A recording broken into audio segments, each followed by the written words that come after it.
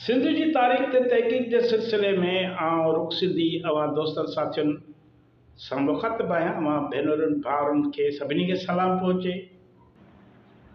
हाणे सराइकी जेको बेल्टा क़दीम दौर खां अज़ीम सिंध वतन जो हिकु सूबो रहियो आहे।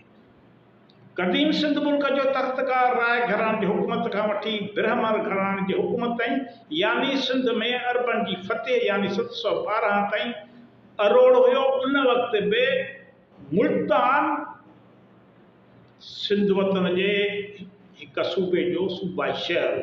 मुल्तान को अलॻि इहो इलाइक़ो न हुयो, न को अलॻि मुल्क हुयो। मुल्क सिंध हुयो, उनजो इहो हिकिड़ो सूबो हुयो जंहिंखे हींअर सराइकी बेट चवनि था। राय घराणे जे हाकिम राय सहरस जी हुकूमत जे ज़माने में अरोड़ संदसि तख़्तगाह हो। संदसि हुकूमत जूं हदूं हिकु तरफ़ मकरान ताईं हुयूं, ॿिए तरफ़ देबल ताईं हुयूं, त टे तरफ़ करमान ऐं कीका नानान ताईं हुयूं, ऐं चौथे तरफ़ वरी कश्मीर ऐं सवात ताईं हुयूं। माना इन सॼो इहो इलाइक़ो राय घराणे जे हाकिमियत हेठि हुई। या सॼी सिंध हुई, जंहिंमें ख़ुदि इहो सराइकी इलाइक़ो जेको अॼु सराइकी इलाइक़ो सॼी उहो हुन शामिल हुई। उन वक़्तु सूबे जो हिकिड़ो मुल्तान वारो सराइकी वारो इलाइक़ो हुयो। उनजो जेको सूबो हुयो सिंध जो, उन में सिक्का, ब्रह्मपुर, कुर्दन ऐं कश्मीर जा इलाइक़ा शामिल हुआ। ब्राह्मणनि जे हुकूमत जे ज़माने में पिणु हुकूमत जूं सिंध वतन जूं सरहदूं साॻियूं रहियूं ऐं चच जी हुकूमत जो तख़्तगाह अरोड़ हुयो। चच मुल्तान में पंहिंजी हाकमियत खे मुस्तक़िल करण खां पोइ सेविस्तान, ब्राह्मणाबाद, करमान ऐं कंदाबील जे इलाइक़नि में पंहिंजी हाकमियत यानी पंहिंजे इक़्तिदार खे मज़बूत कयो। ऐं मुल्तान जेको इहो सूबो हुयो, उन दौर जो उन ते पंहिंजो हिकिड़ो नाइब मुक़ररु कई। माना ब्राह्मण दौर में मुल्तान सिंध जो हिसो हो, हिकु सूबो हुयो। जॾहिं वरी मोहम्मद बिन कासिम सिंध फतेह थो करे, तॾहिं अरोड़ जी फतेह खां पोइ हू उतर तरफ़ थो वधे। पहिरियां दरियाए ब्यास जे ॾखण में भाटिया जे क़िले ते हमलो थो करे। हीउ हिकु पुराणो क़िलो हुयो। चच जो भाइटियो आरोट हिन क़िले जो हुक्मरान हुयो। हीउ क़िलो फतेह करण खां पोइ मोहम्मद बिन कासिम दरियाए ब्यास पार करे अस्कलंदा जे क़िले खे घेरो थो करे, जेको वरी दरियाए रावी जे ॾाखिणे किनारे ते हिकिड़ो मज़बूत क़िलो हुयो। उनखे फतेह थो करे। हिन क़िले फतेह करण खां पोइ मोहम्मद बिन कासिम मुल्तान थो पहुचे, मुल्तान जे इलाइक़े ते कब्ज़ो थो करे।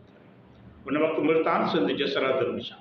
हाणे मुल्तान ऐं उनजो सारो इलाइक़ो न फ़क़ति ब्राह्मण घराणे जे दौरे हुकूमत में सिंध हुकूमत जो अहम इलाइक़ो हो, पर अरब तारीख़दान मसूदी जे बयान मां वाज़िह थिए थो त अरबन जी हुकूमत जे ज़माने में पिणु हिन इलाइक़े खे सिंध जो मुख्य हिसो सम्झो वेंदो हो। उन वक़्त में मुल्तान सिंध जे जेका अरब रियासत हुई, उनजो हिकु सूबो हुयो।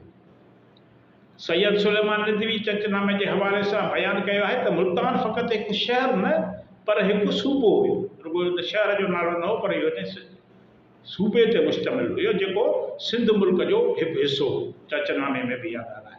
सैयद सुलेमान रिज़वी इब्न खुर्दाज़बा जेको 864 ईस्वीअ ताईं हू हिकिड़ो किताब थो लिखे, अल मसालिक वल ममालिक। उन मां हवालो ॾींदे लिखे थो त अहले अरब बलोचिस्तान खां वठी गुजरात ताईं सॼे मुल्क खे सिंध सम्झंदा आहे। उन त बलोचिस्तान त कोन हो, पर हू मतिलबु सैयद सुलेमान रिज़वी उनखे बलोचिस्तान थो कोठे, जेको हींअर मौजूदा हुनजी इहा सुञाणप आहे बलोचिस्तान।